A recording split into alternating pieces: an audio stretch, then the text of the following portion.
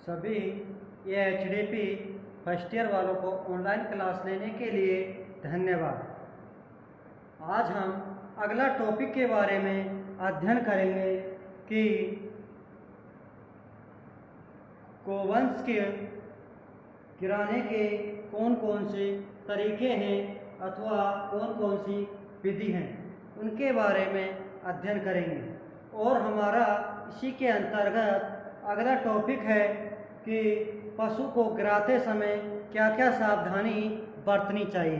तो इन दोनों पॉइंटों के बारे में आज अध्ययन करेंगे। तो पशु को या गोवंश को गिराने की दो विधि मुख्य रूप से होती है, जिसमें पहली विधि है रिफ्यूज मेथड और दूसरी है एकांतरण विधि। तो दो विधियां आपके गोवंश को गिराने के काम आती है। इम्पोर्टेंट टॉपिक है दोनों।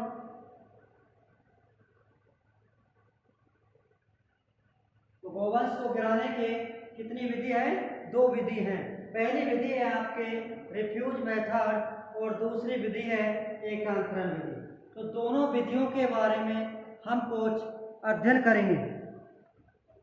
तो पहले हम पढ़ेंगे रिफ्यूज मेथड के बारे में। इसके अंतर्गत क्या होता है, इस विधि से गोवंश को गिराने के लिए 30 से 35 मीटर लंबी रस्सी की आवश्यकता होती है। यदि पशु को सींग होते हैं, यानी यदि पशु के सींग होते हैं तो रस्सी के एक सिरे पर सरकने वाली गांठ दोनों सींगों पर लगाएं।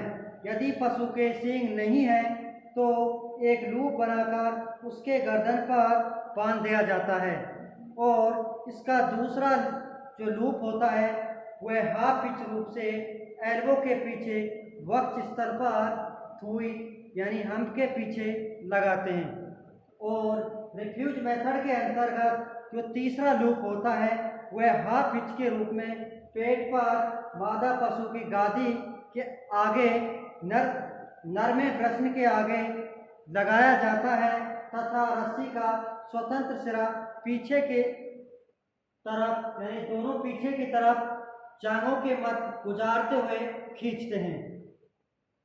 और एक व्यक्ति आगे के सिरे के नजदीकी पशु का कान तथा मोहरा पकड़कर रखे होता है और दूसरा व्यक्ति पेट के पास पशु के नजदीकी खड़ा रहता है। दो व्यक्ति रस्सी के स्वतंत्र पिछले हिस्से की तरफ रस्सी को खींचते हैं। तो यह है एक रिफ्यूज मेथड विधि का उदाहरण है, यानी इसके अंतर्गत सीधी परिभाषा है कि 30 से 35 मीटर लंबी रस्सी होती है और उस रस्सी के लूप बनाए जाते हैं। जो सींग वाले पशु होते हैं उनके सींग के पास होकर के लूप बनाया जाता है और जो बिना सींग के पशु होते हैं उनको सीधे गर्दन में डालकर और पेट के ऊपर लेते हुए पीछे के जो स्वतंत्र सिरा है उसको खींचा जाता है। और इसके अंतर्गत पीछे के जो सिरा खींचते हैं, जैसे पशु अपनी हरकतें करता है तो जैसे जैसे रस्सी टाइट कर ली जाती है और पशु आराम से कंट्रोल हो जाता है, आराम से पशु को हम गिरा सकते हैं। तो ये आपकी विधि हुई मेथड विधि। अब दूसरी विधि है आपकी एकांतरण विधि। इससे पहले हम एक नोट के द्वारा लिख सकते हैं कि गोवंश को गिराने का सबसे जो आसान तरीका होता है वह मेथड विधि होता है। यहाँ डाल सकते हैं नोट के रूप में। गोवंश को गिराने का सबसे आसान तरीका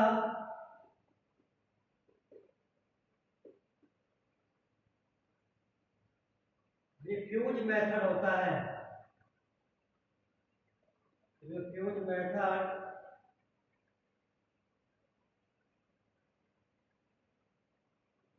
होता है।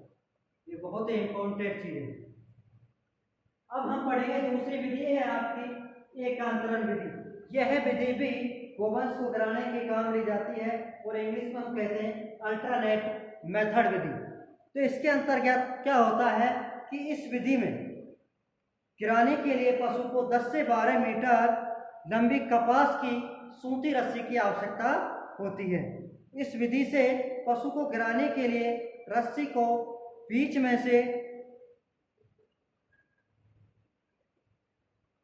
में से दोहरा करके गर्दन के नीचे क्रॉस कर देते हैं और दोनों अगले पैरों के बीच में से गुजारते हुए पीठ पर रस्सी को ले जाया जाता है।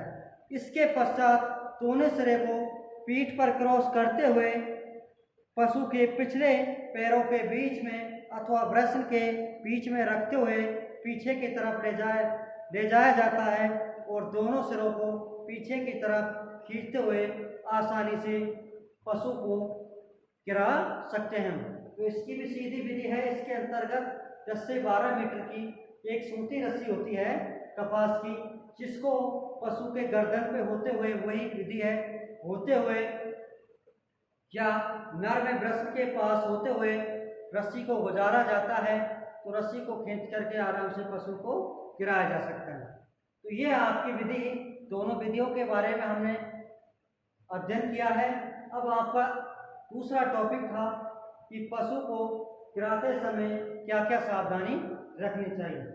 तो सबसे पहले आपको यह ध्यान रखना चाहिए कि जब पशु को हम गिरा रहे हैं तो उसको 12 घंटे तक पशु को भूखा रखा जाए और उसको पानी भी नहीं पिलाया जाए 12 घंटे तक, ताकि पाचन अंगों को कोई नुकसान नहीं पहुंचे।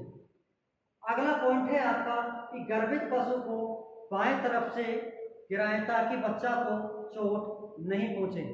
और अगली सावधानी है, पशु को गिराने वाली जो रस्सी की लंबाई हो वह 30 से 50 फीट के आसपास होनी चाहिए। और अगला पॉइंट है आपको, जिस जगह पर पशु को गिरा रहे हैं वह स्थान रेतीला अथवा गद्देदार होना चाहिए। रेतीला या घास फूस नीचे होना चाहिए। और जिस पशु को अपन गिराते हैं वह जगह एकदम साफ सुथरी या कंकड़ पत्थर शीशा आदि नहीं होनी चाहिए। तो ये आपके पशु को गिराते समय सावधानियां हैं। तो आज हमने 2 टॉपिकों के बारे में अध्ययन किया है। एक तो है आपको गोवंश को गिराने के तरीके या मेथड या विधि। दूसरा टॉपिक था आपको कि पशु को गिराते समय क्या क्या सावधानी रखनी चाहिए। तो दोनों टॉपिकों के बारे में हमने अध्ययन किया है। तो आज के लिए इतना ही काफ़ी है। अगली क्लास में हम अगले टॉपिक का अध्ययन करेंगे। Thank you.